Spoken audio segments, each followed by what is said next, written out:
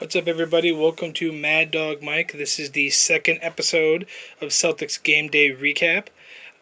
Before we get into last night's game, if you missed the first episode, which was the Celtics versus the Lakers, the link to that video will be in the description below. If you're new to the channel, hit the subscribe button. If you enjoy this video, drop a likes as well.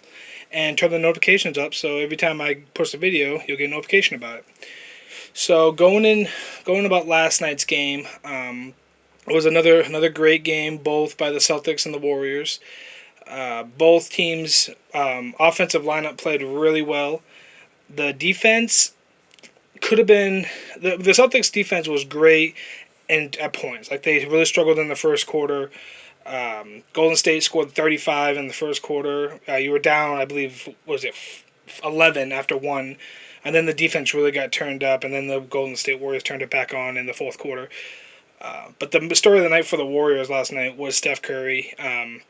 Just absolutely going off with the three ball. Really started out the gate hot. So how I like to do in this channel is I like to start out with the good for the Celtics. Second point, I like to go over stuff that they need to work on, some improvements that need to be made.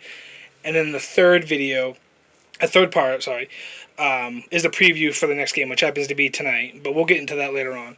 So last night, I was curious what the starting lineup would be for the Celtics. I threw out some.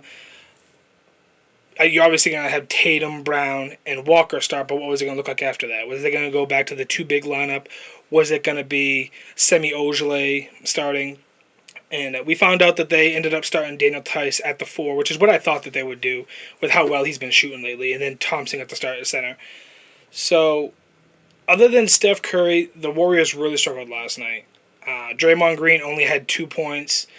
Steph Curry, I think, finished with 38, if I'm not mistaken. I got the stat sheet here in front of me. Yeah, 38 points for Steph Curry. The Celtics' leading scorer was Jason Tatum with 27. The Celtics' big three, Tatum, Brown, and Walker. Tatum had 27. Jaylen Brown had 19. No, Jaylen Brown had 18. Kemba Walker had 19. And the defense, like I said, was really consistent last night. Through probably, let's say, late in the second quarter to the end of the game. The Warriors only had 11 points with 2 minutes left. They only scored 11 points in the fourth quarter with 2 minutes left. And so, let's go over the good for the Celtics last night. Number one, my player of the game for last night. Like I said in the last video, I like to pick a player of the game, Celtics-wise, for every video. And so, the player of the game last night, even though I wanted to try to give it to somebody else, because I like to mix this up a little bit, my player of the game last night was Jason Tatum again. 27 points, like I said. He shot well. He struggled at times because what they were doing is they were putting two men on him. And he was forcing up shots or he was getting into other people and they weren't making the shots. So, at halftime, Brad Stevens kind of fixed that a little bit. He was bringing the ball up and he was getting ISO. It was one-on-one. And Tatum could do anything he wanted to last night.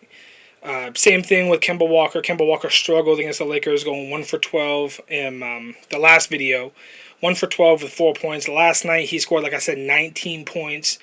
He had 5 points within the first minute of the game. He had to knock down 2 and then came right back and hit a 3. So it was good to see Kemba Walker really have a bounce back game. I had a feeling that last game was just one of a rough day.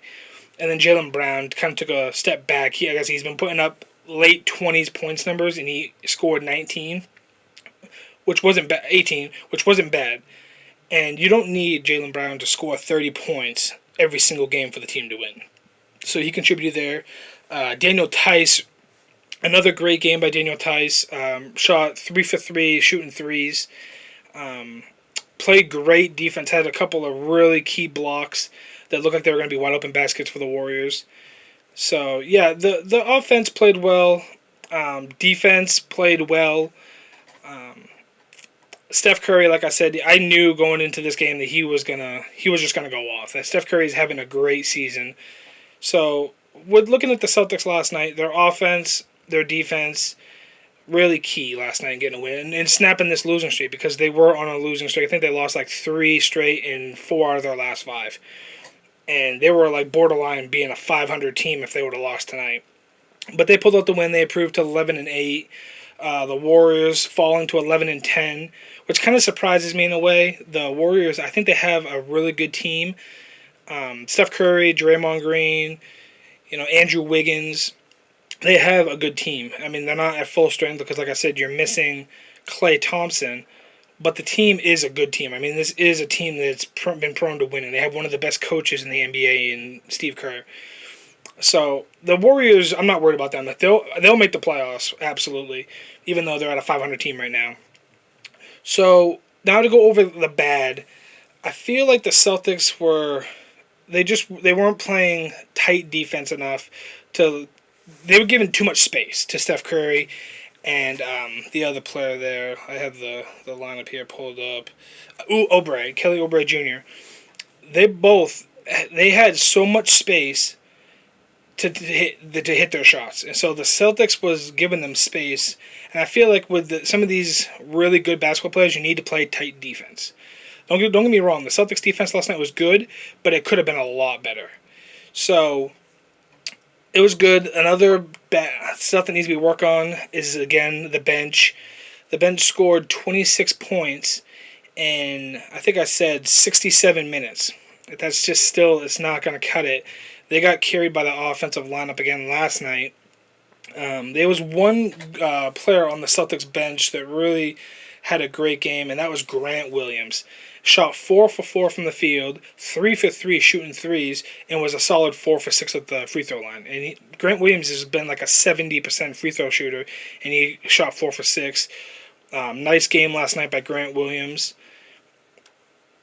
I'm still wondering because it's inconsistent.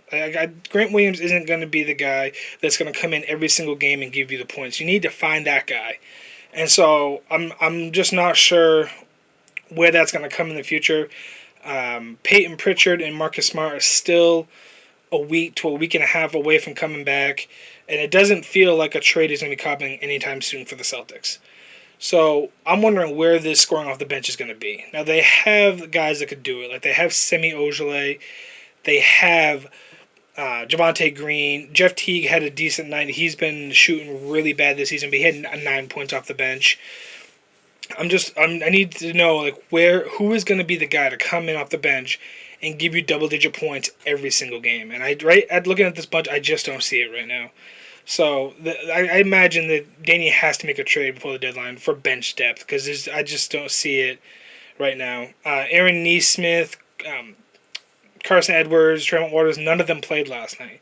And I'm really surprised with Nesmith. I'm really surprised that he didn't play last night because he shot so well earlier last week. Throughout the whole week last week, he shot really well. I wasn't expecting Taco Fall to play last night. As like I said, we had Tristan Thompson. Thompson had a really good game last night defensively and even had some real tough baskets. So I like what Tristan Thompson did last night. So it'll be interesting to see what Brad Stevens goes with tonight because Kemba Walker's been ruled out. They've already said before that he won't play back-to-back games because of his knee injury. Or knee injury in the past. He's not injured right now, but I'm sure he's still lingering a little bit. But in the past, so Kemba Walker's not playing tonight. So who's going to step into that starting lineup to replace Kemba Walker tonight? And so you got Grant Williams, I think is the most likely to start tonight. The only other person besides him that I could really see starting is Semi Ojeleye. But other than that, I just don't. I told you in the last video, I love Tremont Waters. This guy's got big time potential. Like he was scoring a lot of points in college, and it just hasn't panned out for him. I would love to see him get some minutes tonight. They're facing the Kings. So the opportunity is there for some of these bench guys could really, really go off. This Kings team is not that great of a team. I feel like the Celtics should win tonight. So Tatum and Brown, I fully expect will again go off tonight. No Kemba, which means more shots for Jaylen Brown, more shots for Tatum. And I think that they're both really going to go off tonight. So going over also, I got the box score pulled up here a little bit. One thing I wanted to touch here was, field goals. field goal percentage, most likely. The Celtics had 46% of their shots made, which is really good. That's almost half their shots. So that's a really decent show. Warriors did a little bit worse. They shot 45.8%. Thanks largely in part to Steph Curry, who finished, like I said, with 38. So I feel like Brad Stevens has got some work to do on his hands. Tatum and Brown and Kemba, I'm not really worried about. The bigs, you could win with either of the three bigs in your lineup. My thing is the bench. And so I'm still waiting on Danny Ainge to pull something out. There's a lot of names out there for the Celtics to go and get at the trade deadline. And it's just a matter of if he's going to do it. I really hope Danny doesn't stand pat at the deadline with the fact that the Sixers and the Nets, they're only getting better. And so I feel like if you're the Celtics, you have to make a move to stay with them. So last night, like I said, the Celtics scored 111 points last night. Really solid offensive performance by them. And like I said, the defense was impressive as well, holding the Warriors to 107. The Warriors were second in the NBA in fourth quarter scoring, and they were held to 22 points. They had only 11 points with like 4 minutes left, so they really brought up the heat for that last couple of minutes, which I'm not really worried about the couple of minutes. But the overall, Golden State started out with 35 in the first quarter, and then 33 in the third. Other than that, the offense wasn't there throughout the whole second quarter and fourth quarter. Both quarters combined for 39 points.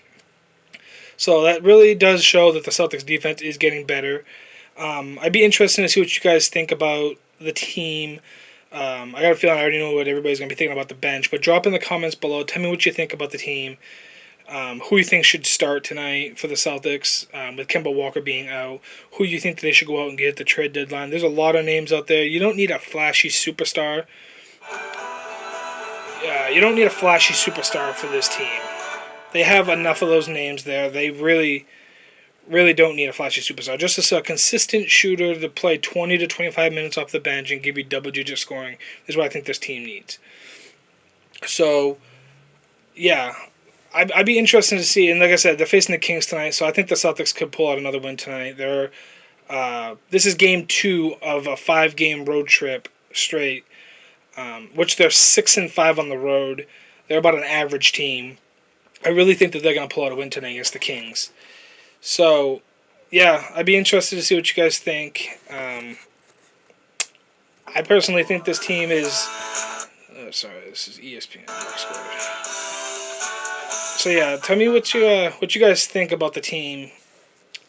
I'm liking what I'm seeing so far. We have a long way to go if we're going to contend for a title. Especially with the East. You got the Sixers, the Nets. Tell me what you guys think in the comments below about that.